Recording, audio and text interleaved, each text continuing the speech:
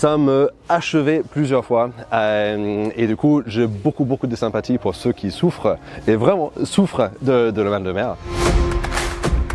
僕は若い頃からずっと船酔いに悩まされて、未だに1週間は本当に自国の苦しみです。で、まあ、1週間経てば慣れますけどね、それまでは結構、スタート後1週間はもう大変な思いをしてます。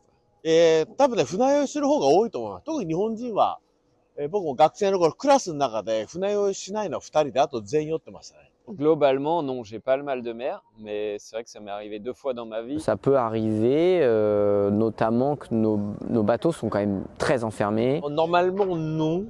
Après, avec ce bateau, on va dire que le premier jour en mer, il peut être un peu délicat. Heureusement, j'ai très rarement le mal de mer parce que dans mes passés, quand j'étais juste un nouveau navigateur, ça me achevait plusieurs fois et du coup j'ai beaucoup de sympathie pour ceux qui souffrent et vraiment souffrent de le mal de mer.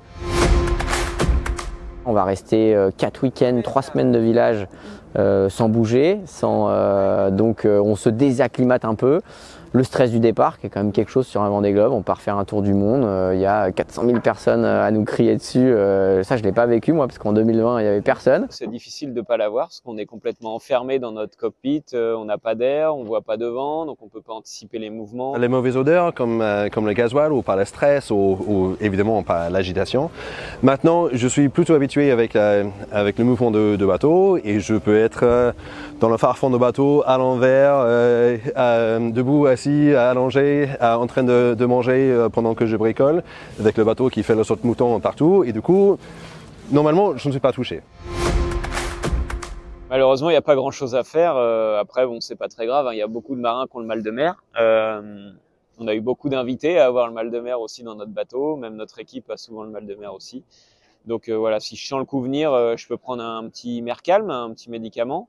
Mais bon, ça a des effets secondaires comme la somnolence, etc. Donc j'évite. J'ai mes techniques, je bosse avec une naturopathe où on prend clairement des compléments alimentaires pour justement si on n'arrive pas forcément à trop s'alimenter. Alors généralement ça dure pas beaucoup de temps, quoi. Ça dure pour moi moins de 24 heures. Donc ouais, il n'y a pas de gros séquelles en lien avec ça.